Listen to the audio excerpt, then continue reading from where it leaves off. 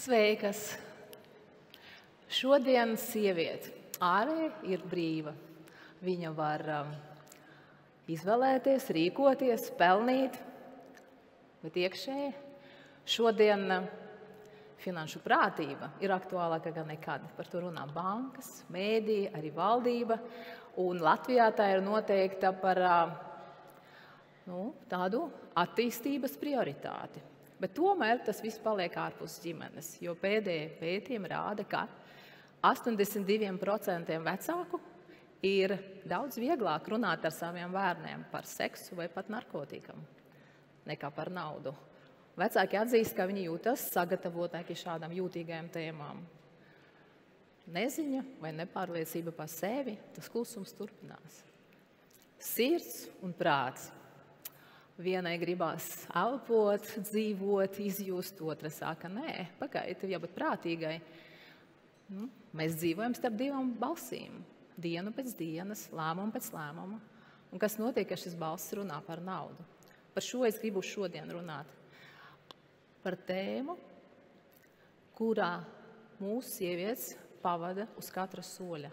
Runāšu bez formulām, cilvēcīgi. Nauda. Nauda ir tas, par ko mēs tik ļoti bieži klusējam. Tā var mulsināt, var biedēt, var arī kaunināt, un tomēr nav jautājums, vai tā ir vajadzīga. Jautājums, kādas ir mūsu attiecības ar naudu, un kur tad sākas šī finanšu pratība. Bērnībā, es uzaugu bērnībā ar vecmāmiņas teikt, labas, audzinātas jaunkundzes par naudu nerunā. Arī par šo labi audzināts jaunkundzes nerunā. Tā bija mana patiesība. Tas ilgi skanēja manas ausīs, es ilgi nevarēju saprast, kāpēc nerunā, kāpēc vecmāma man to saka. Daudz vēlāk, kad es to tik tiešām spēju pati izjust un saprast. Viņas dzīve bija karš, represijas, visas ģimenes zaudēšana. Dzīve, kur vārdi bija bīstami, kur nauda bija tikai un vienīgi izdzīvošana.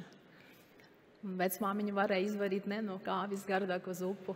Viņa varēja mierināt bērnu, kad viss pašai plisa pa šūvēm ārā. Viņa bija stipra. Viņas attiecības ar sevi un arī naudu bija ievainotas, klusas, neizrunātas. Un viņa to nodeva tālāk, nemanot man, mums visām. Un jautājums, vai šī klusēšana ir tikai pieklājība? Es domāju, ka tas ir mantojums, sieviešu mantojums, kas nāk no traumām un baiļu pilniem laikiem. Un vai šis mantojums joprojām ir mūsos? Nezinu. Es domāju, ka šis pieklājīgais tabū jau ir sloks, un to ir vērts nolikt malā un sākt būvēt kaut ko pavisam citu, īpaši sievietēm. Es šodien gribu jums parādīt citu, varbūt neirastu, varbūt diezgan neparastu šķautni. Nauda nav lieta, nauda nav skaitļi, nauda ir attiecības. Un attiecības sākas nevis kontā, bet sirdī. Tas sākas ar sajūtam, ar to, kā mēs jūtamies, kad runājam par naudu, vai vispār spējam par to runāt. Sākas tik tiešām bērnībā, ko mēs vērojam pieaugušos, vai tie bija trauksmaini, vai arī mierīgi, vai sarunājas, vai klusē, vai strīdēs par naudu, vai arī varēja vienoties. Tas viss paliek mūsos. Tāpat, kā mūsos paliek arī tie klusie vērojumi, kad mamma atkal atteicas sev, lai pietiktu citiem, kad tēvs pateica par šo nerunā, vai kāds iedeva un pēc tam atņēma, vai pat nemaz neiedeva, bet lika justies parādā. Un šo visu mēs ieelpojam jau tik agri, ka pēc tam pieaugot atliek tikai brīnieties, kāpēc man tik grūti pārvaldīt naudu. Un kāpēc es nemāku krāt, un kāpēc es jūtos vainīga, kad es tērēju, ir tīpaši sev. Tā ir mūsu pieredze. Un pieredze var un arī vajag veidot no jauna. Es pati esmu gājusi caur posmiem, kur nauda nebija tikai jautājums, tā bija ēna, spiediens, nakts domas, izdzīvošanas spēle. Bija brīži, kad es strādāju 2 darbos, arī tajā pašā laikā vienlaikus arī mazgāju kapņu telpas. Nevis tāpēc, ka man to gribēs vai tā bija mana vēlme. Vienkārši vajadzēja izdzīvot. Gāja laiks, es nokļuvu bankā, cita pasaule, augsti griesti, ātrums, lieli lēmumi. Mani darba rīta sākas pirms 8, bieži vien beidzās pēc 10 vakarā. Un tas viss griezās, kustējās, un šis virpulis, tā arī atbildība un panākumi, man tas viss pat ļoti patīka. Bet arī tajā pašā laikā, pat tād es izdzīvoju savas bailes. Arī bailes, ka pietrūks naudas, ka neizdosies, ka neesmu pietiekama. Lieliski ir tas, ka ar pieredzi un arī gadiem, kur tur liekties, nāk atziņas. Un man bija atnākusi personīgi visvērtīgākā. Bailes ir absolūti destruktīvas. Tā ir. Un tikko, kā es to tā pateicu sev, es sapratu, ka man arī jāatšķietina viss, ko esmu līdz šim iemācījusies, un jāizceļ šis klusums. Jāizceļ šis klusums sevī un jāsaka runāt. Vispirms ar sevi. Par vērtību, par sevis nedošanu līdz pēdējām un arī par naudu. Bārenīti Keiko. Viņa vēlēs radīt kaut ko tik ļoti skaistu, lai priecētu citus, un lai katrs magnolijas zieds uzziedēt, viņa tam deva savus asinspilienu. Līdz pienāca brīdis, kad vairs nebija ko dot. Vai nav tā, ka šajā tēlā ir kas tik ļoti mūsējais, latvisks? Mūsu tautā dziļi ieaugusi, iesakņota īpašība turēties, izturēt, nest uz pleciem, klusumā, nesudzēties. It īpaši sievietām būt stiprai, klusai un neredzamai, atbalsta sistēmai visiem pārējiem. Es to ļoti labi saprotu. Mana vecmāma tāda bija. Mēs esam tādas pašas. Bet varbūt ir vērts pārrakstīt šo scenāriju. Nevis noliedzot, godinot. Un tajā pašā laikā izvēlēties citu ceļu mūsu bērniem, mūsu meitām, mūsu dēliem. Jo, kā lai tiešām iemācītu pārliecību, jo tu pats iekšēji šūpojas, kā dot mīļumu, ja iekšā esi tukšs. Un kā lai būvētu drošu māju, ja tas klusums tevī jau plaisā pamatus. Saka taču, kad skolnieks ir gatavs, viņam atnāk skolotājs. Un es biju ļoti gatava. Un 2007. gadā, kad es studēju INSEAD, tā ir viena no top 3 pasaules biznesa skolām, atnāca mans skolotājs, profesors Jose Luis Alvarez. Kaut ko viņš mani saskatīja, un tiešām tajā pareizajā gatavības momentā.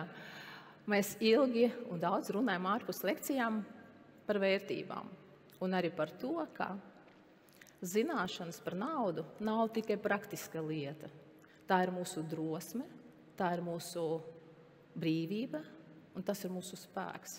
Ka šīs zināšanas palīdz sevi nepazaudēt un arī veidot dzīve mierā ar sevi, ar citiem un arī savu nākotni. Un kā jau jebkuras zināšanas, tas ir ceļš. Un šis ceļš ir jāuzsāk ar ko? Ar pirmo soli. Irīna, tev ir jāpaskatās uz saviem ieradumiem, uz saviem stāstiem par naudu, uz savām reakcijām. Jo patiesībā naudai ir arī spogulis. Un tā atspoguļo ne tikai to, kas tev ir vai nav makā, bet arī to, kas notiek tavā galvā un arī tavā sirdī. es sev sāku uzdot 101 jautājumu. Vispār, kā es rīkojos ar naudu? Kā es jūtos, kad es par naudu runāju? Kā es jūtos, kad par to runā citi? Kā es jūtos, ja es naudu tērēju? Kā es jūtos, ja man jālūdz nauda, ja jālūdz sev un ja es lūdzu citam? Un kā es jūtos, kad man jāatsaka? Vai kad es atsakos? Kā rēģē mans ķermenis? Un vai vispār viss, kas šobrīd izskan, tas ir par naudu? Jautājums, un es centos aiziet līdz konkrētai atbildēji. Man raksturīgā tādā manā raksturā vai manierē, es to visu kolekcionēju, liku tādās kastītēs, tā esmu es, un mēģināju saprast, no kā tad viss tas būvējas. Un ziniet, ko es pamanīju? Un arī secināju, ka manī dzīvo vairākas sievietes, katra ar savu stāstu un katra ar savu reakciju. Varbūt jums tas arī atsauksies. Uzturētāja. Tā rūpējas par visiem.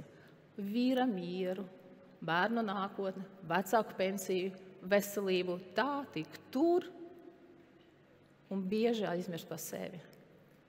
Krājēja, viņai drošība ir viss.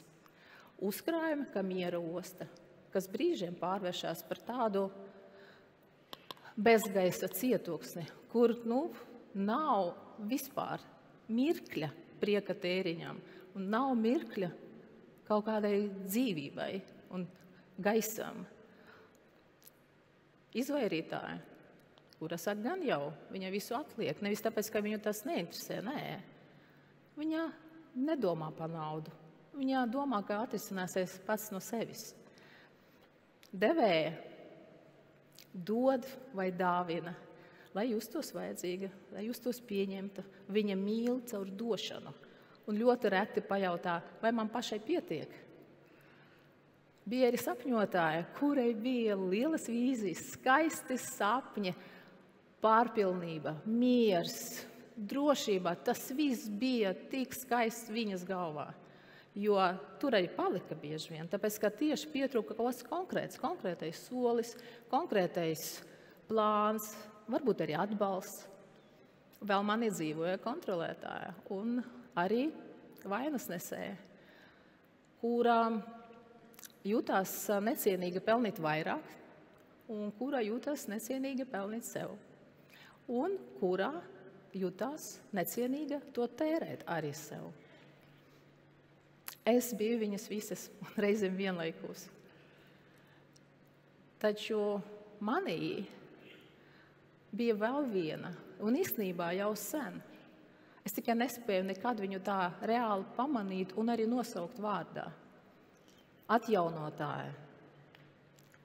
Sieviete, kura prot celties pēc zaudējuma, pēc vilšanās, pēc finansiālām grūtībām, pēc veselības izaicinājumiem. Viņa prata celties klusi, lēni, bet pārliecībā. Un ar katru vārdu viņa kļuva tā kā redzama. Viņa neskatījās atpakaļ, viņa cēlās. Un šī redzamība bija nevis tāda spoža, ne tā kā saule, kas apživina acis, bet tāda dziļa, tā kā saknes, kas tur zemi. Es esmu viņas visas. Kas mainījās? Es sāku ļoti ievērot savas emocijas un atkal to kolekcionēt. Un, piemēram, ja man bija kāds tāds spontānais tēriņš, es vispirms sev pajautāju, vai to tiešām tev gribās, vai tev arī kaut kas pietrūks. Ziniet, bieži vien arī pietrūka. Dažreiz miera, dažreiz atbalsta un dažreiz gulēšanas. Pēc kāda laika tas jau bija diezgan tāds vērošanas process liels. Es arī sapratu, viss. Atlikt vairs nevaru, ir jārunā. Ir pienācis tas neērtais, nevisai vēlams, tāds kā skaudrs un nepiegludināts brīdis, ka jārunā ar sevi godīgi. Bez slepšanās, bez nosodījuma, bet tā. Apsēsties un atklāt ar sevi runāt, kur tad es īsti esmu. kontā, dzīvē un sajūtās. Un nē, tas nebija apvērsums. Es sev devu tikai vienu solījumu. Es sev apsolījos runāt arī reālajā režīmā par naudu. Ar vīru, ar bērniem, ar draudzeni, ar kolēģi un ar māmu. Es to reāli ierakstīju kalendārā. Uz priekšu, lai man nav ceļā atpakaļ. Jā. Un tad, pēc kāda laika, mani sāka dzīvot vēl viena sieviete, kas sākumā veidojas, stiprinājās, un pēc tam tā labi iekārtojas. Pārvaldītāja. Tā nav skaitļu valdniece, nē. Tā, kura klausās, tā, kura atbalsta, iedrošina, kurā nesaka man, ko atkal iztērēja lieki, ko tagad? Nē, viņa man jautā, un kas tev šobrīd atkal pietrūka? Padomā. Kura man saka, pietiek nevis skopuma dēļ, bet tāpēc, lai es esmu mierā un drošībā šodien, rīt, pēc nedēļas un pēc mēneša. Viņa nenosoda, viņa neuzspiež, viņa vienkārši ir klātēsoša. Un brīva, jo viņa zina, ko dara. Un viņa arī man ir uzslavē par katru tādu apzinātu izvēli. Viņa saka, malacis, tu esi vērtība, tu esi pelnījusi drošību arī ar naudu. Es esmu finanšu un skaitļu pasaulē jau 30 gadus. Un mēs finansisti tiešām simboliski saucam finanšu pratību par ceļu. Un tas arī ir ceļš, katram savs, ar līkločiem, šaubām, negaidītām atziņām, unikāls. Bet es gribu jums pateikt, kā es to pat personīgi saucu un definēju, kad es runāju saviem bērniem vai draudzenēm. Es saku, ka tas ir tāpat, kā iemācīties jaunu valodu. Finanšu pratība ir jauna valoda. Jā. Un tāpat, kā ar jebkuru jaunu valodu. Sākumā ir mūsums, tad pirmie vārdi, tad jau pirmie teikumi ar kļūdām, nekas. Pēc tam jau pienāk tā saprašana, pēc tam jau pirmās sarunas, un pēc kāda laika mēs jau varam redzēt sapņus šajā valodā un arī saprast jokus, tāpēc ir jārunā, runājiet. Klusumā aug bailes. Un tad, kad tu runā, dzimst tā brīvība. Un tad, kad sieviete spēj pateikt sev, es zinu, es varu, es drīkstu, šī sajūta maina visu. Un pirmais solis, tāpat būs tā saruna. Un šī sajūta atnāk pēc pirmā soļa, otrs būs zināšanas, bruģēt šo ceļu ar zināšanām, atkal runājiet un uzdodiet jautājumus uzticamiem cilvēkiem, profesionāļiem, visiem. Nav muļķīgu jautājumu. Izprotiet pamatus, izdevumi, ienākumi, uzkrājumi, bilance, investīcijas, riski. Esiet drosmīgas nezināt. Trešais – disciplīna. Kaut vai mazi un simboliski, bet tomēr soļi uz priekšu. Regulārais uzkrājums vai ikmēneša ģimenes budžeta izveide. Darot, jūs stiprināt izpratni, un tas dod to spēku. Un tas ir par spēku, un arī par drošību, jo nauda nekad jau nav mērķis. Nauda ir instruments, ar kuru mēs veidojam ko? Izvēles brīvību, pašcieņu un drošības sajūtu.